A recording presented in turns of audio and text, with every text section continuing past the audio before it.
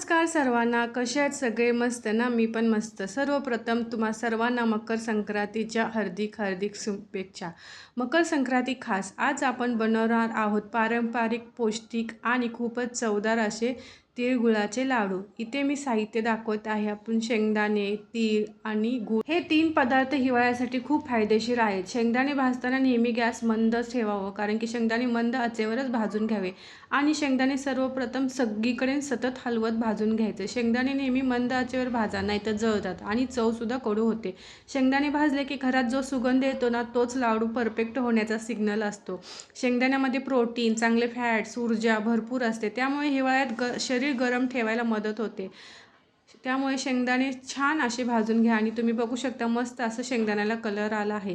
आता मी तीळ भाजून घेत आहे. तीळ भाजताना सतत हलवा, कारण तीळ पटकन जळतात. जेव्हा तीळ तडतडायला लागतात तेव्हाच ते भाजून झाले असे समजा. तीळ हाडे मजबूत करतात, सांधेदुखी कमी करतात आणि त्वचेसाठी खूप फायदेशीर आहेत. गुळात इथे मी तीळ अर्धा किलो घेतला आहे, शेंगदाणे अर्धा किलोला कमी आहेत आणि गूळ अर्धा किलोपेक्षा जास्त आहे. अशा प्रकारे मी प्रमाण घेतलं आहे.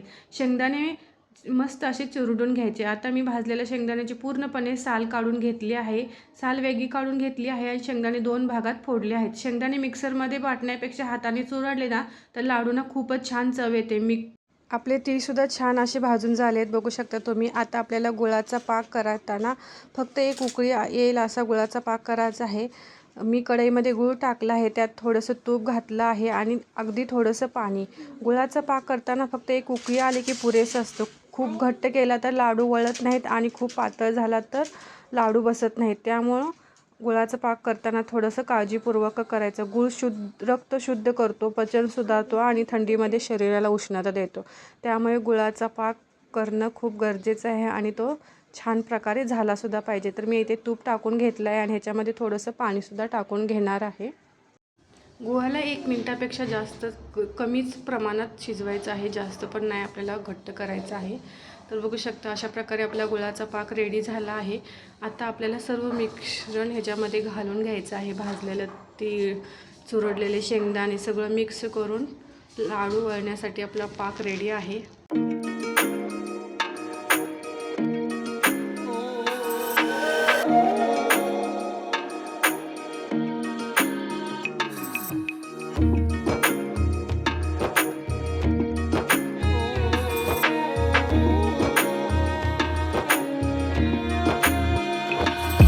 आता आपल्याला ह्याच्यामध्ये तीळ घालून घ्यायचं आहे आणि सर्व मिश्रण मिक्स करून घ्यायचं आहे. तीळ घातल्यानंतर आपल्याला ह्याच्यामध्ये शेंगदाणेसुद्धा घालून घ्यायचं आहे. आता आपला पाक रेडी झाला आहे. मस्त असं छान सुगंधसुद्धा सुटला आहे. तुम्हीसुद्धा नक्की ट्राय करा. रेसिपी खूप छान आणि मकर संक्रांती स्पेशल आपली रेसिपी कशी झाली आहे नक्की कमेंट करून सांगा. लाईक करा, शेअर करा. व्हिडिओ आवडला तर सबस्क्राईब नक्की करा.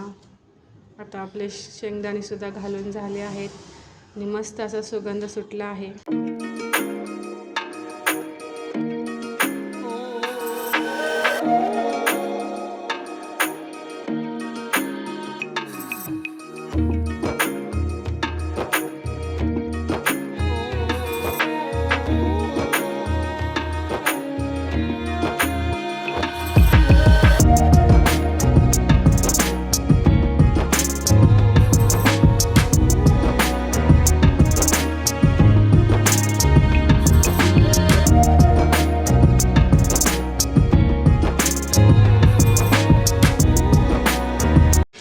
महत्त्वाचं म्हणजे हे मिश्रण गरम असतानाच लाडू वळवून घ्यायचं आहे. लाडू वळताना हाताला थोडंसं तूप लावून मस्त गोल गोल लाडू वळत आहेत. बघू शकता तुम्ही मस्त असे लाडू झाले आहेत.